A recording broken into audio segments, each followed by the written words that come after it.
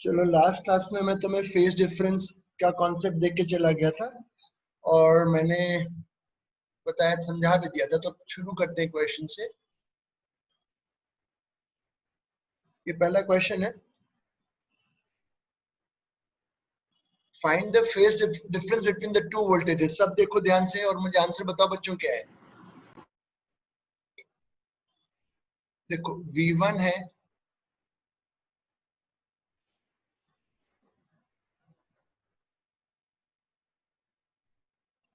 ठीक है, और V2 है,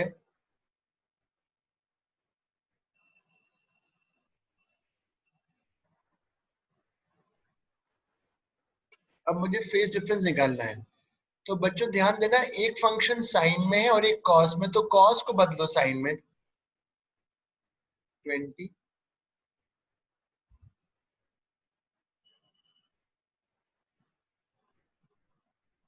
ये हो गया। तो दोनों के बीच में जो फेज डिफरेंस है ये पूरा हो गया। तो आंसर बताओ कितना है।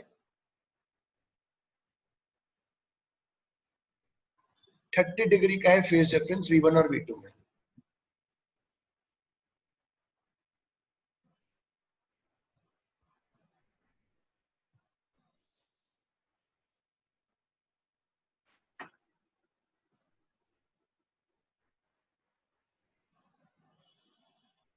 अब मैं कुछ और सिखाता हूँ। चलो लिख लिया बेटा आप सबने? सर लिखा नहीं है, एक मिनट। हाँ लिखो लिखो।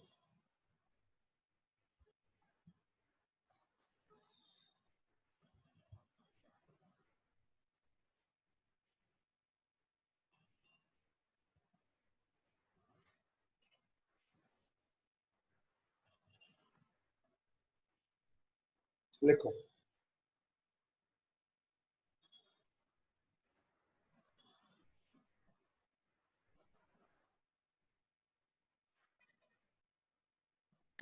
हाँ सर लिख लिया।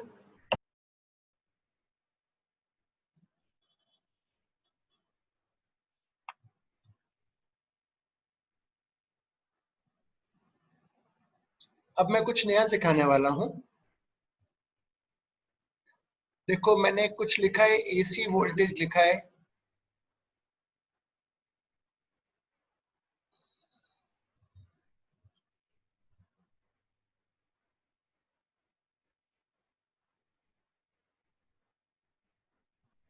ये लिखा है AC वोल्टेज। पूछ रहा हूं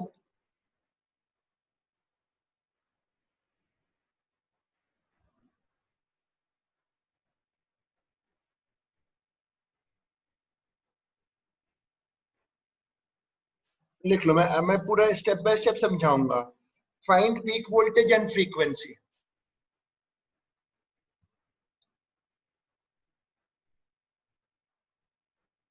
find peak voltage and frequency. Sir 10 volts. नहीं नहीं, तुमने तो बेटा मुझसे पढ़ा हुआ है ना 11th में, तुम तुरंत बता दिया। तुमने 11 में मुझसे पढ़ चुके हो। पर अब मैं सिखाऊंगा। सबने क्वेश्चन लिख लिया? पीक बताना है और फ्रीक्वेंसी। बेटा 14 मत बोलना। Now I will teach you कि पीक कैसे निकालते हैं। उसमें टेक्निक लिखो, वी विल यूज, लिखो technique, we will use phasor method. We will use phasor method.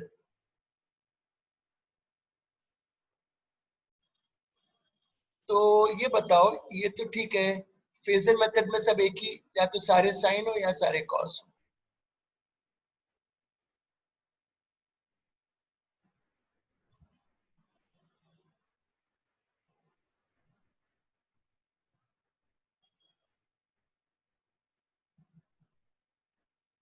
यहां तक लिख लिया? बिल्कुल सही है सर। अब इसको आप फेजर में दिखाओ। अच्छा बताओ, अब बताओ इसमें कितना एंगल है? 0 है ना? 0 लिखा तो यहाँ 8 लिख दो। और ये रोटेशन का सेंस है मेरे वेक्टर्स का, जो मैंने उस दिन बताया था। ये 6 है। ये जो है इसका जो एंगल है इससे कितना आगे? π/2। ये भी सही है। अब मैंने कहा था ये वेक्टर्स हैं, इनका रिजल्ट निकालोगे तो आएगा पीक वोल्टेज आएगा 10 वोल्ट्स। लेट्स से ये एंगल अल्फा है, रेफरेंस से अल्फा, मैं 3-4 करा दूंगा तो मैं पक्का समझ में आ जाएगा। रेफरेंस से अल्फा है,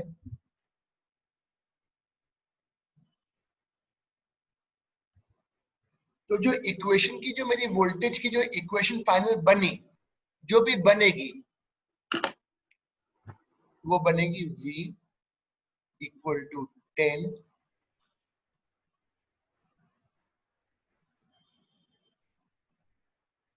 ये वाला रेफरेंस है, अल्फा आगे है और अल्फा है 10 अल्फा 3/4। लिख लो।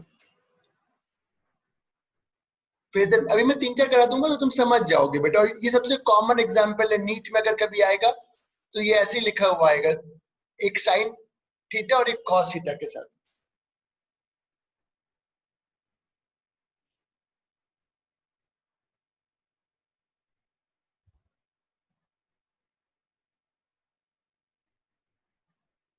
इसमें क्योंकि जीरो एंगल था तो उसको यहां दिखा दिया है, इसमें 90 डिग्री प्लस है तो आगे दिखा दिया और फिर रिजल्ट निकाल दिया।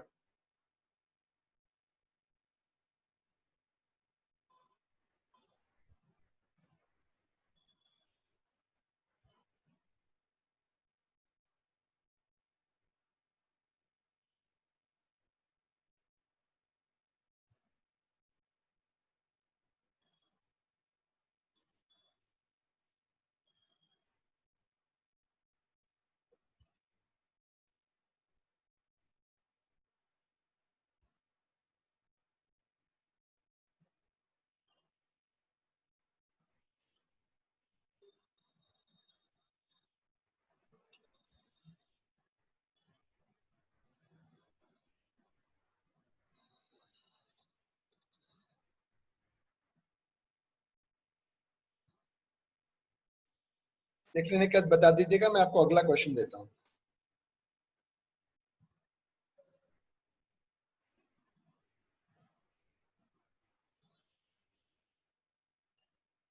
लिख लिया बेटा जी? Yes, Yes, sir. sir. Next problem on a new page.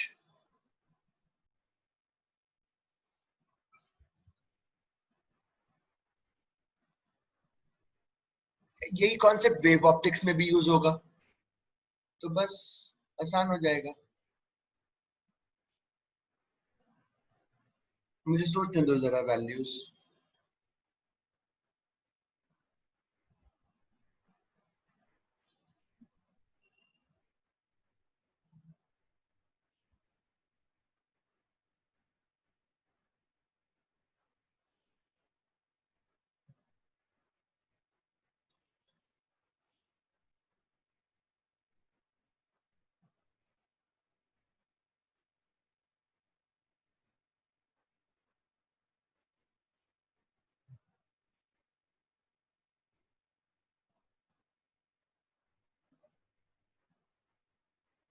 ये लो,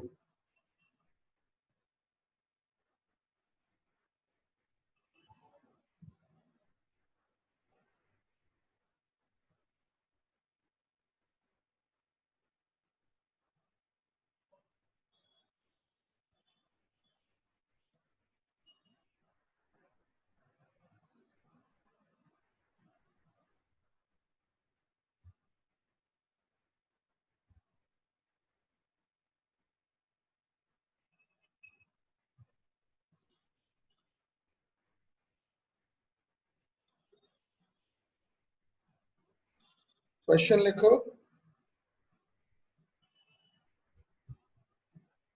find the peak voltage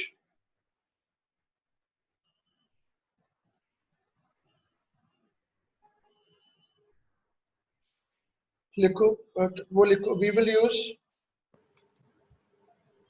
use phasor method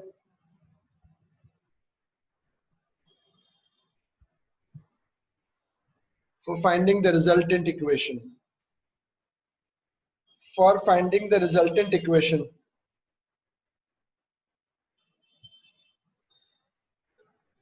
यह सब साइन में दिया हुआ है तो नॉट एन इशू.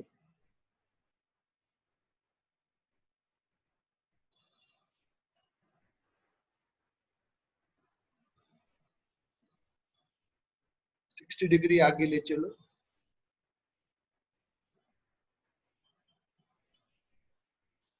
डिग्री पीछे ले चलो. और अब जैसे वेक्टर्स होता था, वेक्टर वैसे निकालो रिजल्टेंट.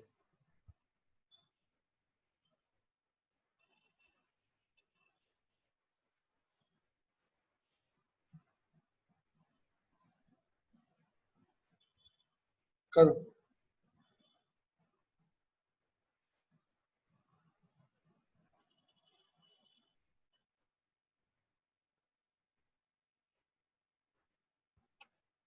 कंपोनेंट लो 4,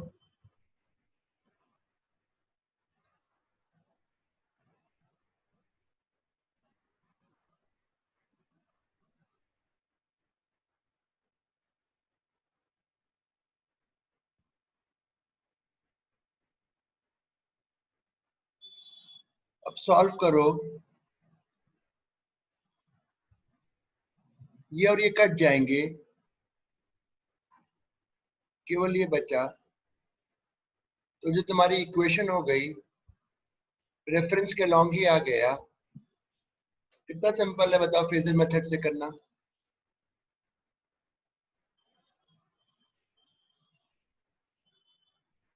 ये लो जी, पीक वैल्यू आ गई.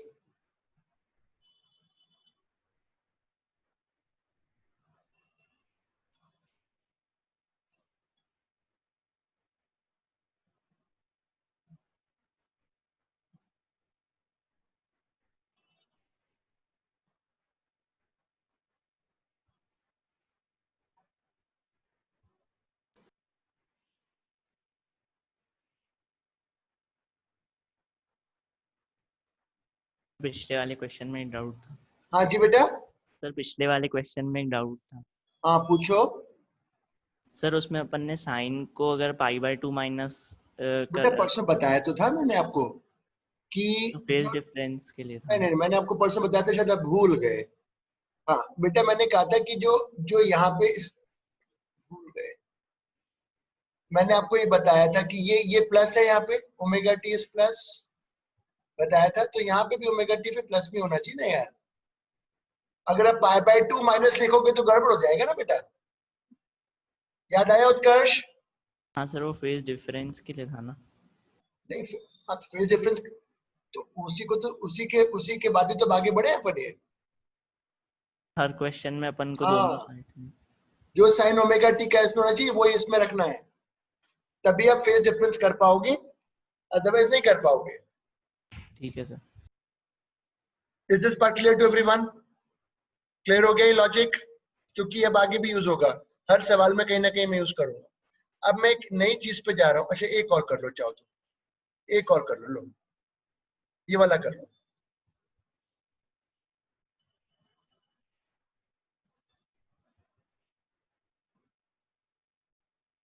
दोनों साइन में, बहुत अच्छी बात है.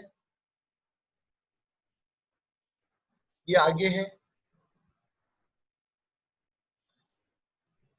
30 डिग्री. चलो कंपोनेंट करो.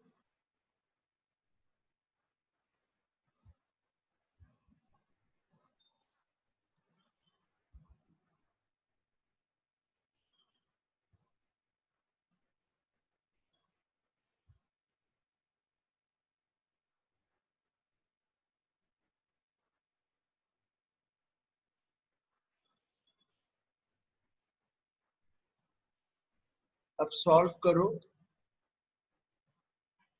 ये √3 जो भी आएगा, √3/2, तो ये 3/2 हो गया.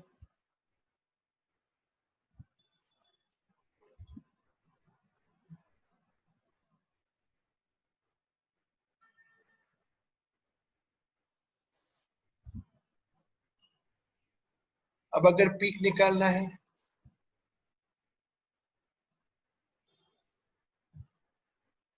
सर साइन 30 1/2 होता। मैंने कहीं गलती करी क्या? यहाँ पे गलती कर, कहाँ गलती? सही तो किया है मैंने, सही तो लिखा है सर। वैसे नहीं, मैंने सर यहाँ देखा था। सही लिखा है बेटा। ये आ गया पीक वैल्यू। और अगर और आगे तुम्हें करने का खेल खेलना है पूरा इक्वेशन बनाने का, तो फिर आप ऐसे बनाओगे। देखो यहाँ पे कहीं आया तो आंसर कुछ ऐसा आएगा,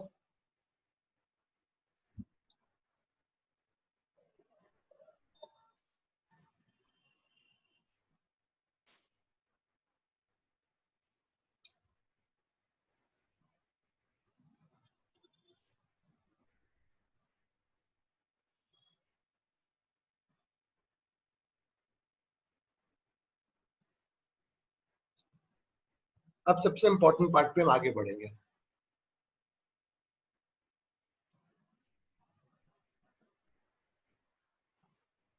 चलिए, I come to this page now. चलो सर शुरू वो करता हूँ, लिखा समझे? नहीं। है बेटा? सर वो लिखा नहीं था। अरे यार, कर लोगे तो अपने आप, उसमें है क्या लिखने का? ये लो, आज टेस्ट था ना अपना, हो गया आज के दिन था कि कल हो गया था? कल हो गया था सर। कल हो गया सर। हाँ। अब नेक्स्ट टेस्ट, सोल्यूशन डाल दिए थे वैसे, सही जा रहा है अपना, सिस्टमैटिक वे में हो रहा है। मैं टाइम भी देता हूँ तुम्हें कि तुम, सर इलेक्ट्रोस्टैट्स के कब से होंगे? हाँ बेटा मैं आज वो टेस्ट सोच ही रहा सीरीज। था, मैं बस शुरू कर रहा हूँ, आज मैं ओके बनाऊंगा। सर। अब अपना नेक्स्ट टेस्ट है कल, मैग्नेटिक मोमेंट एंड टॉर्क का। मैग्नेटिक मोमेंट एंड टॉर्क का रिविजन में वो ट्रू एंड फॉल्स के फॉर्म में ही लूंगा, जिसमें क्वेश्चंस भी हैं, ऑब्जेक्टिव भी हैं, सभी कुछ, थ्योरी भी है। Very nice. सभी बनाऊंगा आज से, आज शेड्यूल बनाऊंगा, डेट डालूंगा, पहले लिख लूं और फिर मैं कर दूंगा उसको लिंक।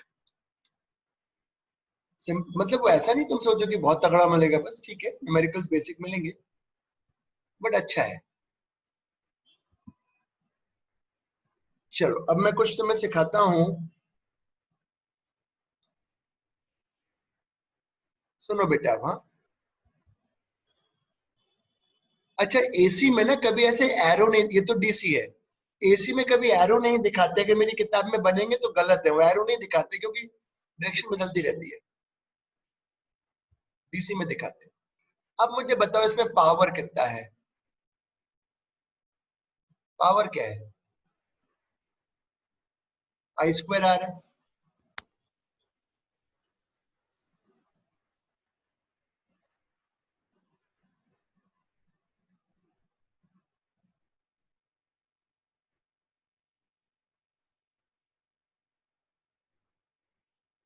इतना लिखो, क्योंकि करंट कांस्टेंट है तो पावर कांस्टेंट है। बट अब अगर इसमें कोई करंट फ्लो कर रहा है जो टाइम डिपेंडेंट है, ओ टाइम डिपेंडेंट है, तो इसकी जो पावर होगी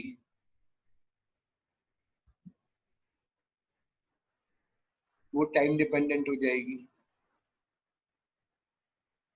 इतना लिख लो पहले।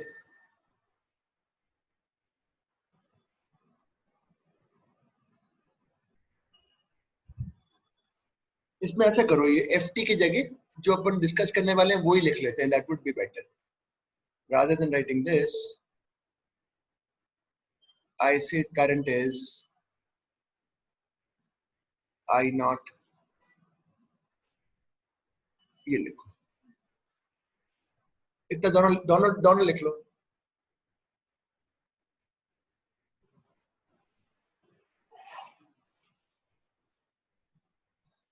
क्यों टाइम डिपेंडेंट हो गई पावर?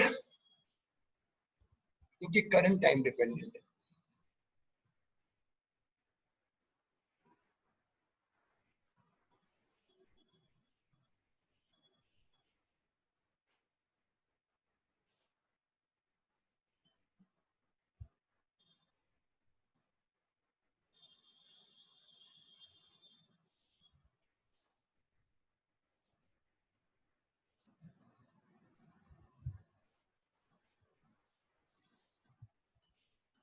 लिख लीजिएगा तो बता दीजिएगा।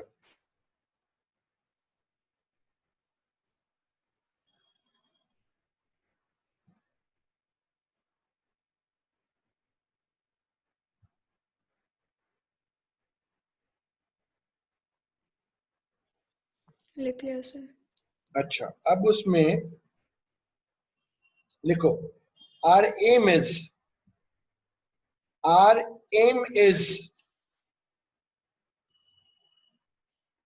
to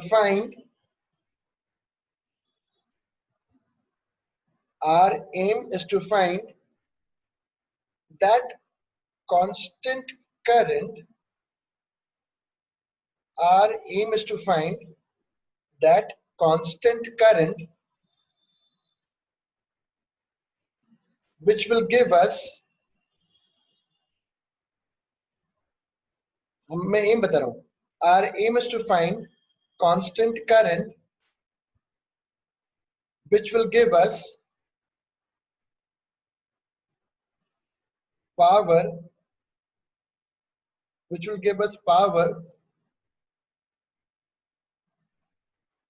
equal to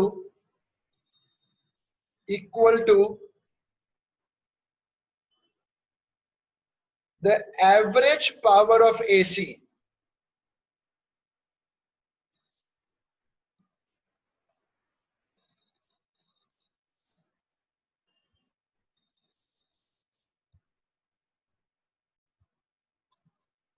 क्या बोल दिया सर? मैंने आपसे ये बोला मेरा एम है एक ऐसा करंट निकालना कांस्टेंट वैल्यू का जिसकी पावर इसकी एवरेज पावर के बराबर हो। बस इतना चाहता हूं मैं निकालना। सर क्यों चाहते हो? बताऊंगा ना उसका क्यों चाहता हूं, क्या मेरा पर्पस है। मैं चाहता हूं एक ऐसा कांस्टेंट करंट जिसकी पावर इसकी एवरेज पावर के बराबर हो। दैट इज, बस इतना चाहता हूं, ज्यादा कुछ नहीं चाहता। तो चलो वही डायग्राम को बना लेता हूं।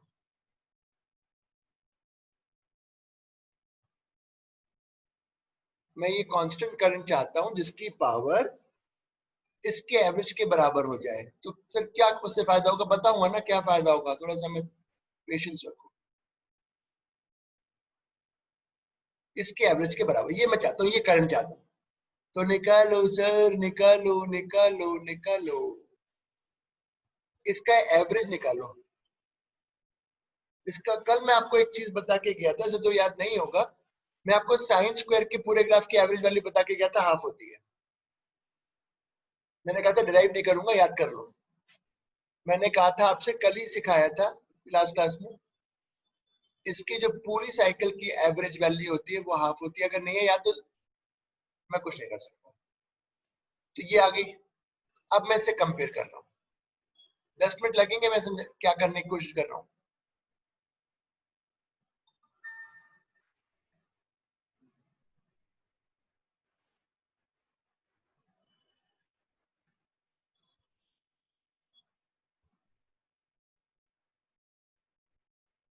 इतना लिखो पहले, 10 मिनट दूंगा, डिवोट करूंगा, जब तक समझ में नहीं आएगा। अभी तो शुरू किया समझाना, अभी तो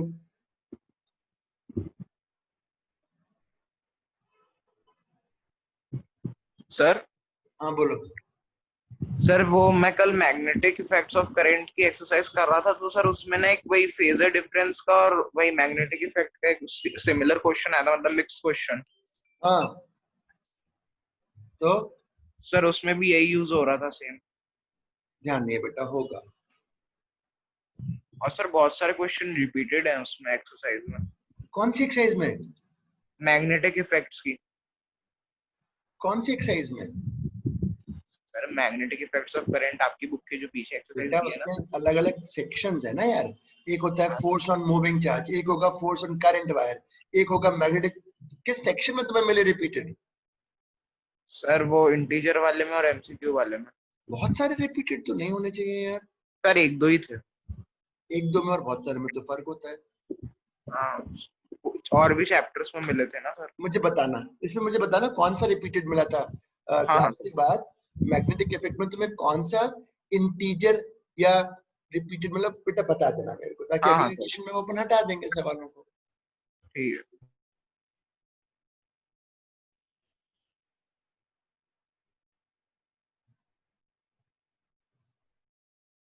ये लिख लिया तो मैं बताऊंगा मैंने क्या हुआ क्या। ये लिख लो पहले, जब तक मैं दिमाग में, अभी तो शुरू किया है समझाना, जब तक दिमाग में बिठा नहीं दूंगा मैं आगे नहीं जाने वाला।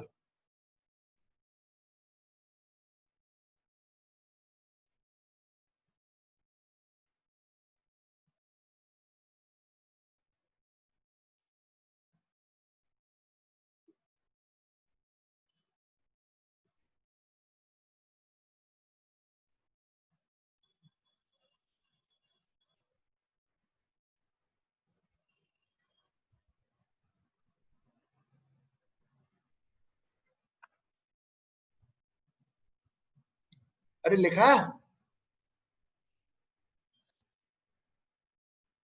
हाँ सर लिख लिया। Yes, हाँ, sir. अब सुनो, अब देखो जरा ध्यान से, ये जो निकाला है, ये जो आपने वैल्यू निकाली है, ये आई है, ये क्या चीज है? This is root of mean of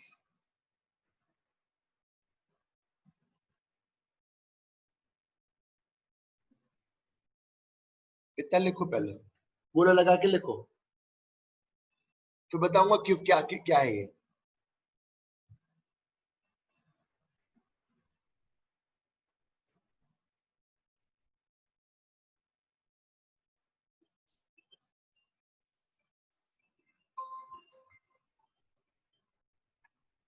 hello, हाँ बोलिए। हो गया, ड्यू हो गया, कब है last date?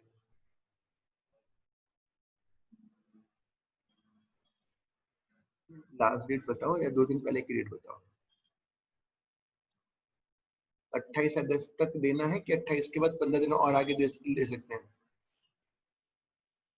That is the last. ठीक है, मैं अभी क्लास ले रहा था, फिर मैं आपको कॉल करता हूँ।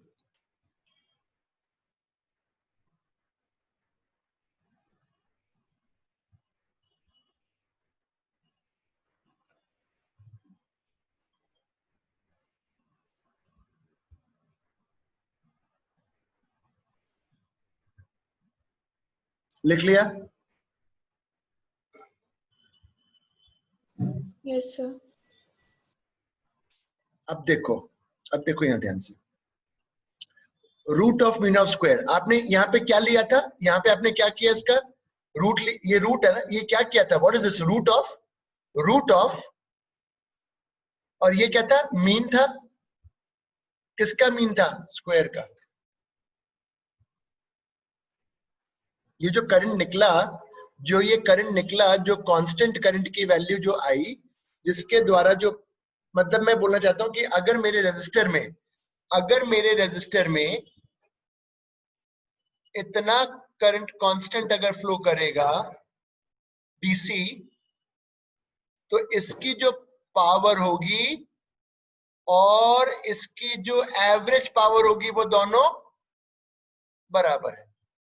ये जो करंट आया कांस्टेंट, इसकी जो पावर है ऑब्वियसली निकाल, तुम्हारे सामने निकाला है, पर ये निकला कैसे अगर हम देखें तो? What was this? हमने इसके पहले बताओ, हमने इस फंक्शन का क्या किया? यहाँ पे पहले तो स्क्वायर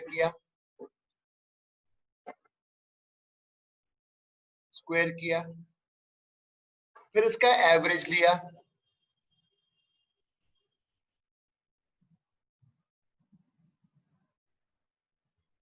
और फिर इसका रूट लिया। तो ये जो है, दिस इज व्हाट रूट। अभी मैं समझाऊंगा ना यार, रुक जाओ। ये समझ में आई? ये रूट मीन स्क्वायर क्यों कहला रहा है, रूट मीन क्यूब क्यों नहीं कहलाता? क्योंकि यहाँ पे ये करंट का क्या किया? अथर्व बोलो, करंट का क्या किया यहाँ पे? स्क्वायर। कौन से करंट का? एसी। फिर क्या लिया उसका? एवरेज। और फिर फाइनली क्या किया? रूट। तो ये जो फाइनल वैल्यू आई, ये क्या है? Root of mean of square of AC। तो कहने का मकसद ये था कि कहने का मकसद ये है, अब देखो मकसद क्या था, जरा आप मकसद बता ही दो, अब तो बहुत आपको बताना ही पड़ेगा। सपोज करो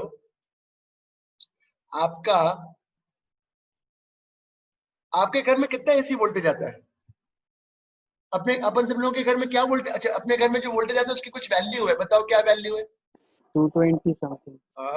वेरी गुड, 220 है। अपने घर में AC वोल्टेज है कि DC वोल्टेज है? AC। Very good, AC। AC voltage. Very good. ये 220 है कौन सी फिर वैल्यू? एवरेज तो हो नहीं सकती।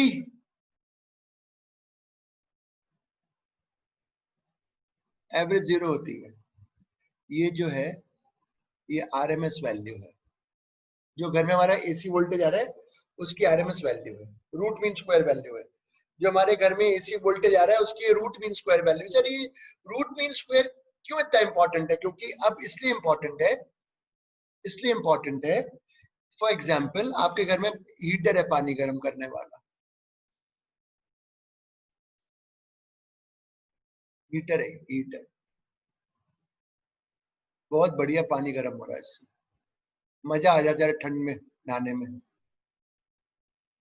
AC लगा हुआ है, बहुत बढ़िया पानी गर्म हो गया, अच्छा मजा आ गया सब, वो भी क्या। अब सपोज लाइट चली गई, light off, light off, no power, no power. अब हीटर तो बेटा DC करंट पे भी काम करेगा, ऑब्वियसली हीटिंग इफेक्ट DC पे भी होता है। तो मैं यहाँ पे चाहता हूं अभी भी पानी गर्म करना, तो मैं यहाँ पे एक DC बैटरी लगाकर चाहता हूं पानी गर्म हो, करंट फ्लो हो। तो मेरे को ऐसा चाहिए पावर का सोर्स कि ये पानी उतनी ही देर में गर्म हो जाए जितनी देर में इससे हो रहा था। तो मेरे को एक ऐसी वैल्यू ढूंढनी पड़ेगी जिसका कारण से जो यहाँ पे जिसके कारण से जो पावर आ रही है वो इसकी एवरेज पावर के बराबर हो। तो सॉल्व करने पर जो ये वैल्यू आती है, ये आती है रूट मीन स्क्वायर वैल्यू, जो कि आती है 220 वोल्ट AC की। मतलब root mean square is that constant value which will give us same power as the average power of AC. Suppose there is an equipment which works on AC as well as on DC. तो अगर AC नहीं आ रहा है power supply, जिसमें जो fluctuation होता रहता है वोल्टेज प्लस माइनस पीक 0 तो मुझे अब ऐसा पावर, ऐसा सोर्स ऑफ वोल्टेज चाहिए कांस्टेंट, जिससे जो मुझे पावर मिले वो उसकी एवरेज पावर के बराबर हो। तो वो वैल्यू निकल के आएगी किसके बराबर? Root of mean of square of AC। अब बताओ अविरल, तेरे समझ में आया मैंने क्या समझाया? Yes sir. अगर घर में बिजली नहीं आ रही और मैं चाहता हूं कि मेरा जो टोस्टर है जिसमें मेरी ब्रेड बनती है, सिकती है, तो मैं चाहता हूं कि भैया मेरा टोस्टर उतनी ही देर में वो ब्रेड को उतना ही गर्म कर दे जितना कि स्विच के करने से हो रहा था। तो मुझको जो DC वैल्यू चाहिए होगी वो AC की किसके बराबर होनी चाहिए? Root of mean of square. Is that part clear? Unnati clear हुआ बेटा? Yes. हाँ, शुड बी क्लियर हुआ? मतलब RMS is that constant value of AC which will give us same power as the average power of AC. Sir आपको कैसे पता? अरे solve करा ना इसके पहले, रूट मीन स्क्वायर ही तो आया था बच्चों मेरे, root of mean of square. ये देखो स्क्वायर किया, आंसर किया, एवरेज किया, फिर यहाँ पे रूट लिया, तो अल्टीमेटली ये जो वैल्यू आई, ये जो वैल्यू सॉल्व होके आई है, ये क्या आई है? Root mean square. बात खत्म, खेल खत्म। उत्कर्ष तेरे समझ में आया? Yes sir. अनंतु? हाँ सर आ गया। क्या है? तो अब लिखो, ये सबने लिख लिया था ना, ये सबने ये डायग्राम वायग्राम बना लो, सभी वापस से लिख लो। फिर मैं RMS की परिभाषा लिखा के फिर सीधे सवालों पे आ जाऊंगा।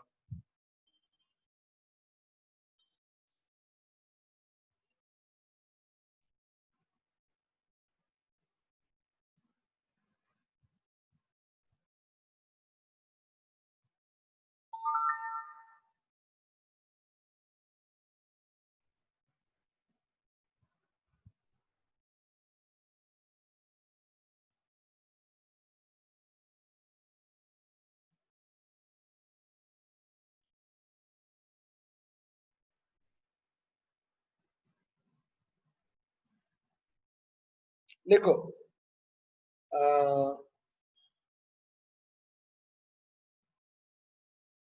द कांस्टेंट करंट, फिर से definition, the constant current which will give us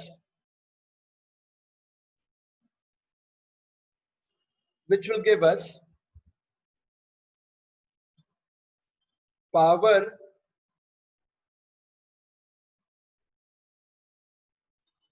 same as the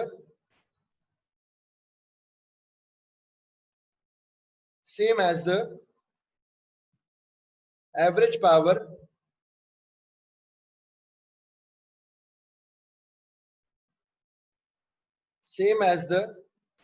power of AC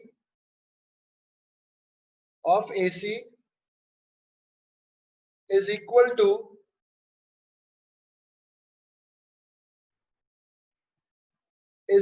to root of mean of square of the AC current.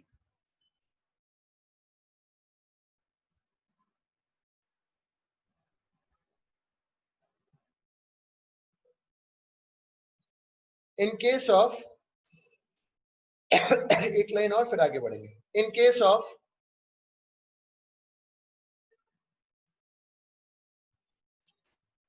sine and cos AC signals, in case of sine and cos AC signals,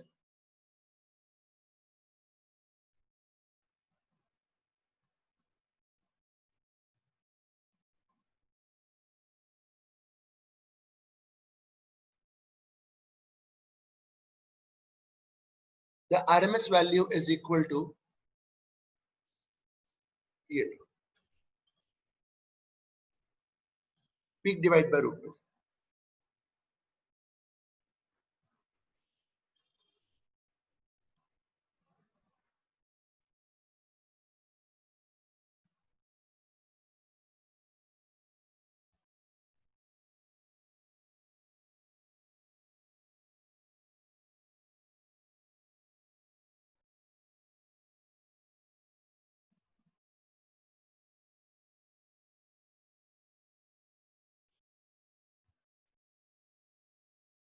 चलो चलो चलो, अब और बढ़िया समझ में आएगा. चलो वापस ये लो, ये तो मैंने सिखा दिया, डेफिनेशन पूरी बता दिया. बच्चे बेटे शुरू हुआ है आरएमएस पे कार खेलना. ये लो पहला सवाल, अब तुम्हें समझाऊंगा. ये करंट फ्लो कर रहा है, बिल्कुल समझ जाओगे तुम. बोलोगे सर इतना इंटरेस्टिंग टॉपिक था ये तो. ये करंट है टाइम डिपेंडेंट, ये करंट है time dependent. I equal to 40.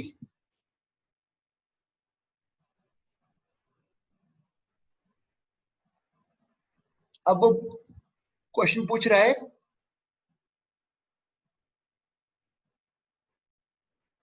पूरा लिखो मेरे साथ में.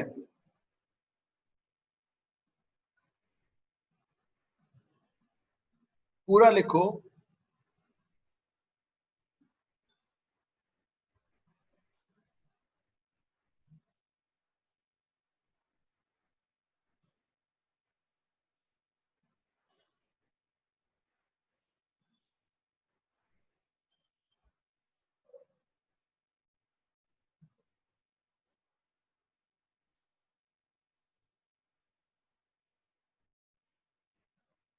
लिखो, then I'll tell you कि क्या करना है. हम चाहते हैं, लिख लो पहले.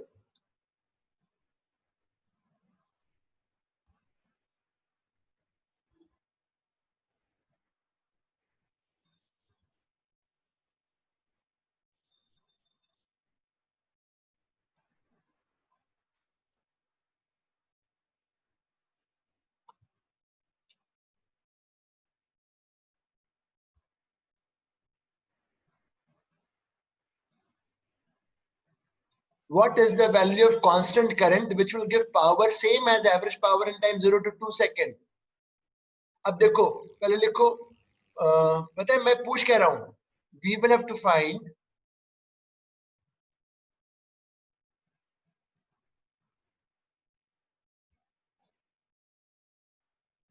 RMS value. RMS वैल्यू निकालना। अगर मुझे वो कांस्टेंट करंट चाहिए, मुझे वो कांस्टेंट करंट चाहिए जिसकी पावर 0 से लेके 2 सेकंड तक इसकी एवरेज पावर के बराबर हो, वो करंट कौन सा कहलाता है? RMS current. तो अब मैं क्या करूं, कैसे निकालूं? स्क्वायरिंग करो, एवरेज निकालो और फिर रूट लो। स्क्वायरिंग करो करंट का,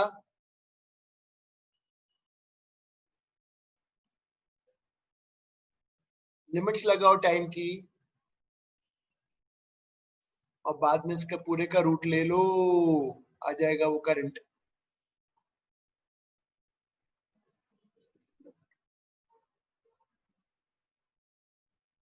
इसको मैं रब करके फिर से बताता हूं।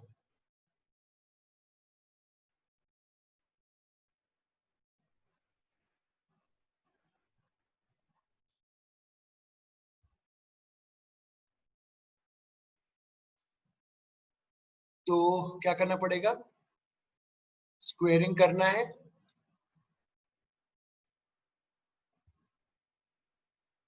पहले स्क्वायर किया, अब इसका एवरेज निकाला। एवरेज निकालना कल सिखा चुका हूं आपको, ये मत कहना कि जरा मैं एवरेज करना नहीं सिखाया था आपने।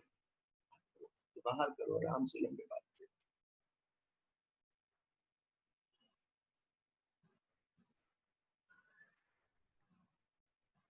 और फिर बाद में इसका रूट ले लेंगे। इसका ये तो भी मैंने आई स्क्वायर का एवरेज निकाला है, निकाल रहा हूं, उनको पूरा सॉल्व करूंगा आपके सामने। टी स्क्वायर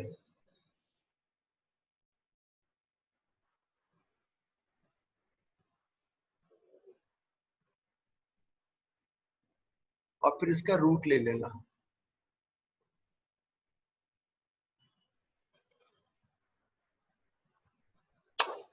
एक और देता हूं,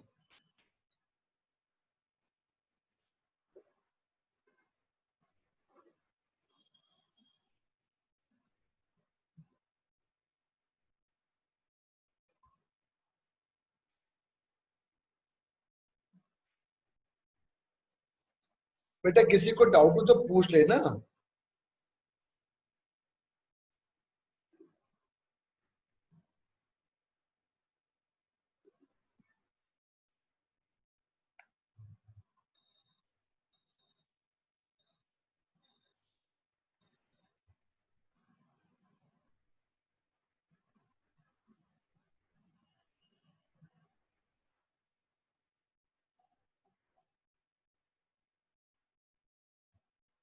नेक्स्ट प्रॉब्लम,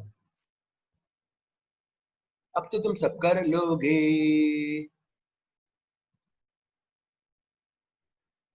क्वेश्चन का मैं लैंग्वेज बदलूंगा बेटा, क्वेश्चन का मैं लैंग्वेज बदलूंगा। आप इसको छोड़ दो, इसको मत देखो क्या लिखा है। आप तो लिखो करंट की इक्वेशन दी हुई है, क्वेश्चन की मैं लैंग्वेज बदलूंगा अभी।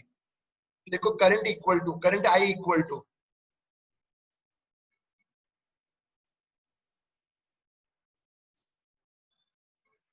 अब उसमें लिखो what is the constant current,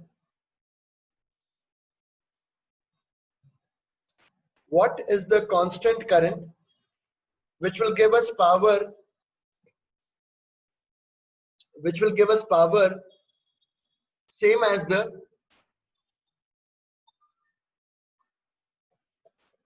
average power of the AC current, which will give us power same as the average power of AC current। तो उसमें लिखो we will have to find, अब solution लिख रहे हैं, we will have to find root mean square value of this AC, we will have to find root mean square value of this AC। और अरे बेटा ये कितना लेट आया है, अरे अमुक तुम इतना लेट कैसे आए बेटा? अभी 5:30 नहीं 6:30 बज रहा है।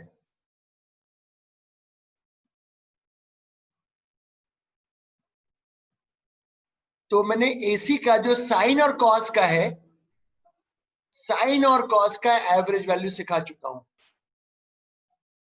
ये रहा।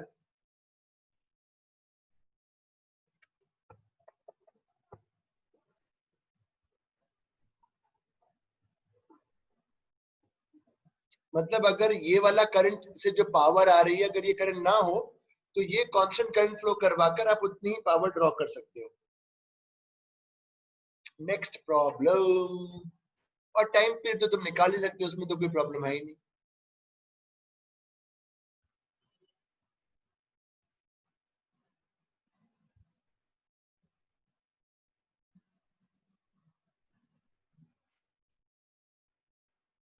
अगला करो, अगला करो।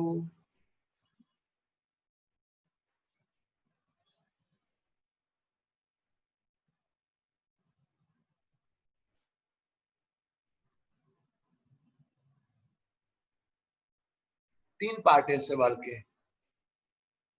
पहला, फाइंड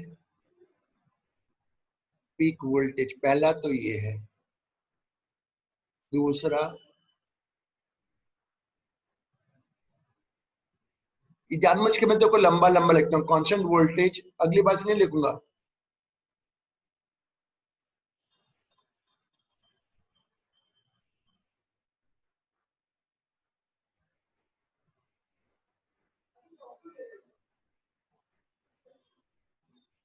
अगली बार से सेकंड स्टेटमेंट इतना लंबा नहीं लिखूंगा, ध्यान रखिएगा।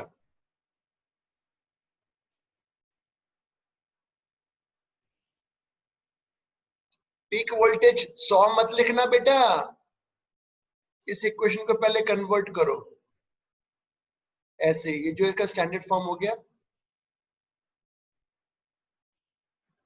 ये हो गया, तो फिर ये हो गया।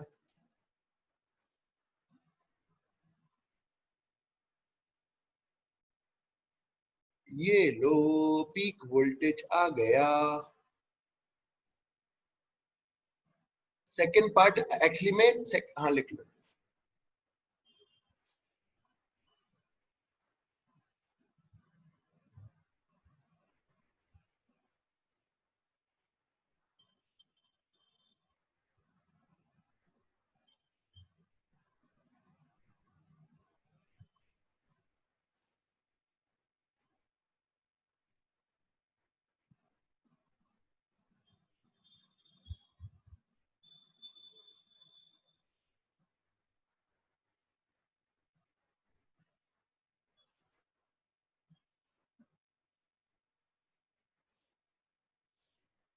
सेकंड पार्ट मैंने क्या पूछा है उसका मतलब जानते हो? What I am asking in this, ये इतना लंबा चौड़ा constant voltage which has same power as average power.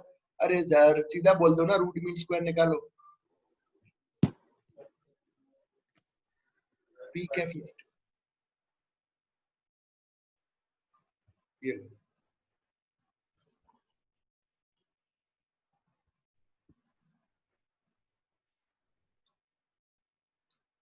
अगला करो, अगला करो, अगला करो।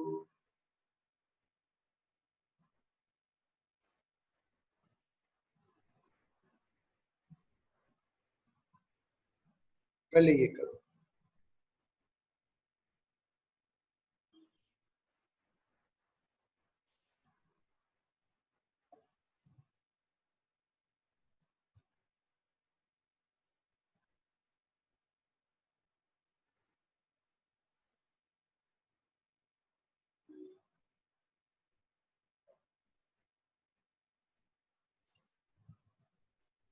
कितने समय के बाद वोल्टेज मैक्सिमम वैल्यू पे पहुंचेगा? पहली बार, पहली बार। तो यहाँ 100 लिखो।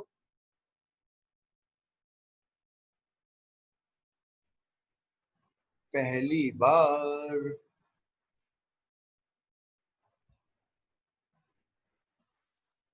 पहली बार पूछ रहे हैं।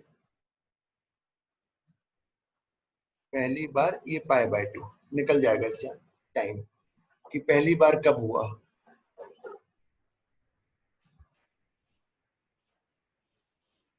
सर वो 1 मिनट ऊपर नहीं देखा।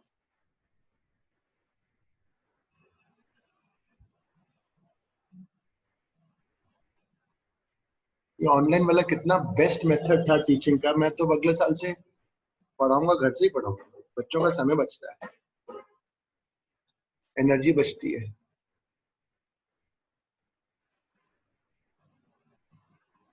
इससे सिस्टमैटिक अप्रोच और क्या हो सकता है। वहां आते हैं बच्चे, समय खराब करते हैं।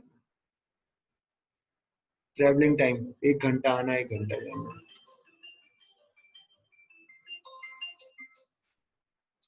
रघु 10 मिनट में लगाते थे क्लास खत्म कर। नहीं नहीं, मैं लगा।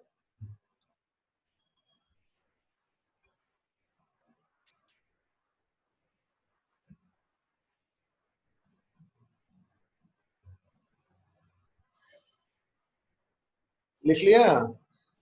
इससे फिर सॉल्व करोगे, निकल आएगा। आई होप कर लोगे। अगले सवाल पे चलो।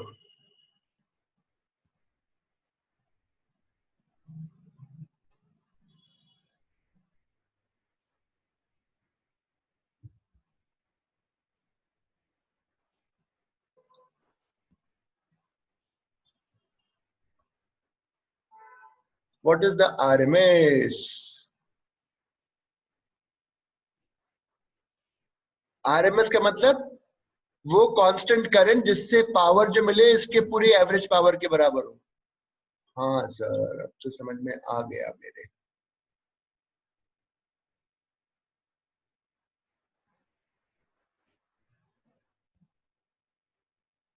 कर दो। फेजर से, फेजर का मेथड है। इसमें 0 एंगल है, 8 दिखाओ। 3 आगे दिखाओ। इसमें 80 डिग्री आगे, 180 डिग्री। मैं पूरी इक्वेशन बना दूंगा इसकी। इन दो का 4 हुआ, पीक 5 हो गया।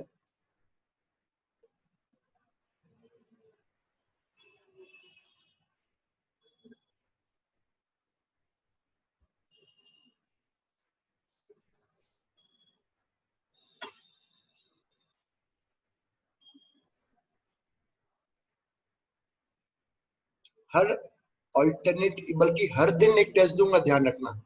ट्रू एंड फॉल्स वाला, एवरी डे। तभी फिर नहीं तो ऐसे तो खत्म ही नहीं हो पाएंगे, इतने सारे बना रखे हैं मैंने। एक दिन बोल दिया डाइपोल पढ़ना तो डाइपोल रिविजन होना चाहिए, चाहे 1 घंटा लगे चाहे 1.5 घंटे 2 घंटे में रिविजन करो। बेसिक्स को रिवाइज करना है। आज बनाता हूँ शेड्यूल इलेक्ट्रोस्टैट्स का। सर ये वाला आपने वेक्टर में डिवाइड कैसे किया? क्या डिवाइड किया मैंने? ये मतलब ये 3 इधर 4 इधर लेफ्ट में। ये 8 साइन ये लिख दिया। 3 इससे 90 डिग्री आगे ये बना दिया। आयुष ये समझ में आया? अरे आयुष, इसको मत देखो अभी। ये 8 बनाया, फिर ये 3, ये π/2 आगे ये बनाया, ये 4 180 डिग्री इससे आगे। अच्छा हाँ सर, हाँ हाँ आगे। हाँ, वेरी गुड बेटा। आप लोग ऐप से पढ़ रहे हो ना, मतलब पता चला। मैं तो पढ़ाई चला जा रहा हूँ।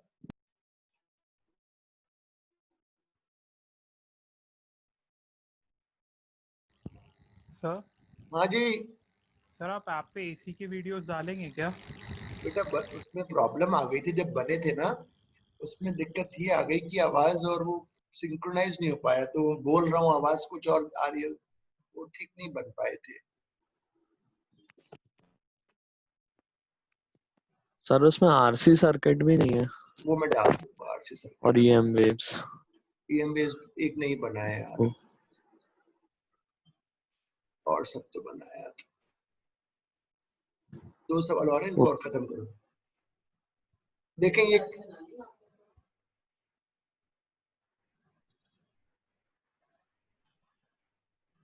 10 वोल्ट डीसी।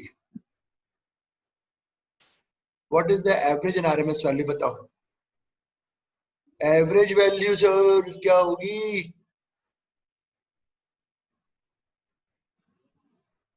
बोलो, कौन देगा? उत्कर्ष बता, एवरेज वैल्यू क्या है? 100 वोल्ट्स। वेरी गुड, क्योंकि वो कांस्टेंट है। और RMS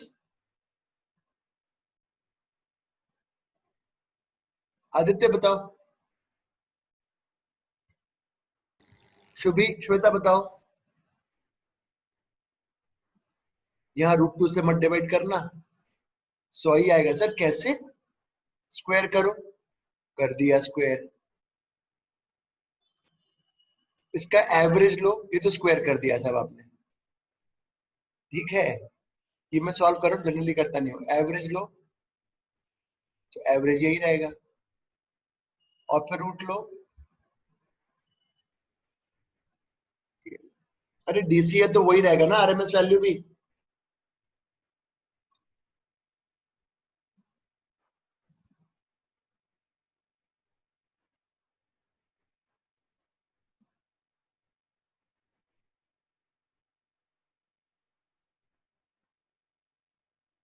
fourteenth last question, RMS निकालो।